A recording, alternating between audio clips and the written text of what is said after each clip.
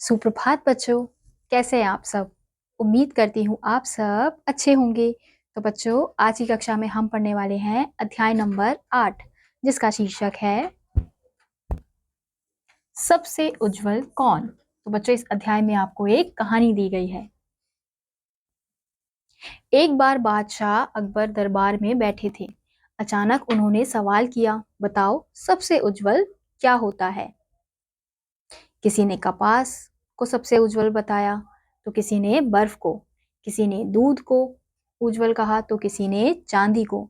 लंबी चर्चा के बाद निर्णय हुआ कि दूध और कपास ही सबसे उज्जवल है। तो बच्चों, हम देख सकते हैं कि बादशाह अकबर जो है वो अपने दरबार में बैठे हुए थे और वो सब दरबारियों से पूछते हैं कि बताओ सबसे उज्जवल कौन सी चीज होती है। तो सबने अपने अपने उत्तर दिए। किसी ने कपास कहा, किसी ने दूध कहा, किसी ने चांदी कहा, लेकिन अंत में क्या फैसला निकला कि दूध और कपास ही सबसे उज्जवल है।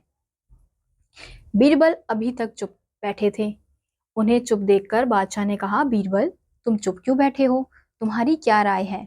बीरबल ने जवाब दिया, हुजूर मेरी नजर में सबसे उज्जवल सूरज की रोशनी है। बादशाह अकबर ने कहा, बीरबल तुम हमेशा सबसे अलग बात कहते हो, तुम्हें अपनी बात को सच साबित करना होगा।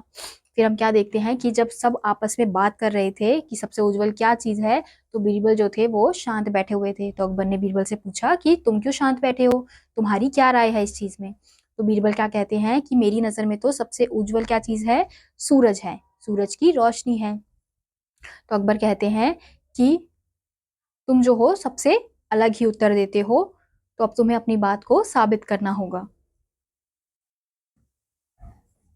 बीरबल ने यह बात मान ली। बीरबल अकबर के नवरत्नों में थे।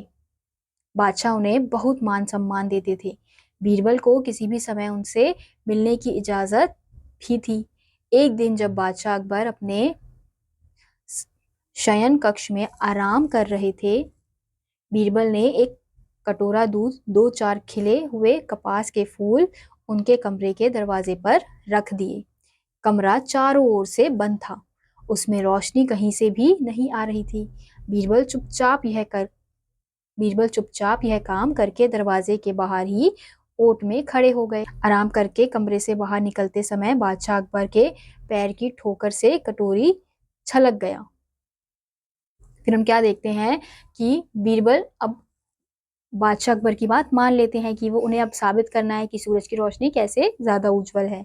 तो वो क्या करते हैं, अकबर के दरवाजे पर जाकर क्या करते हैं कि एक कटोरी में दूध और कपास जाके रख देते हैं, और उस कमरे में बिल्कुल भी सूरज की रोशनी नहीं होती है। तो गलती से क्या होता है, जैसे ही अकबर दरवाजे की तरफ आते हैं तो उनसे जो दूध की कटोरी है वो गिर जाती है, ठोकर लग जाती है उसमें। दूध और कपास के फूल बिखर गए।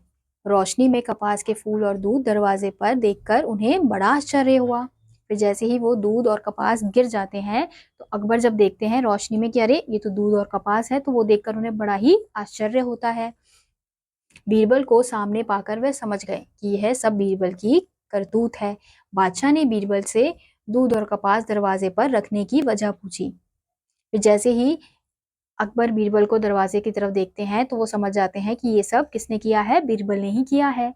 तो वो फिर बीरबल से पूछते हैं कि ये सब तुमने क्यों किया? बीरबल ने नम्रता से उत्तर दिया, आज मैंने अपनी वह बात सच्ची साबित कर दी है कि सबसे उज्जवल सूरज की रोशनी ही है। अब तो आप समझ गए होंगे कि इन तीनों में सबसे उज्जवल क्या है। दूध और कपास की उज्जवलता पर किसी को शक नहीं है, परंतु ये चीजें आपको दिखाई नहीं दी।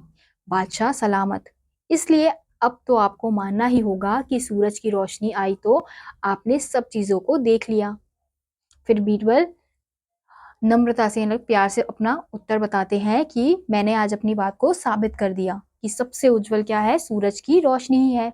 हम मानते हैं कि कपास और दूध उज्जवल है, लेकिन वो इतने भी उज्जवल नहीं है कि आप उसे अंधेरे में देख पाए, क्योंकि अंधेरा जब था तो आप उसे नहीं देख पाए, लेकिन जैसे ही सूरज की रोशनी आप उस पर पड़ी तो आप उसे देख पाए।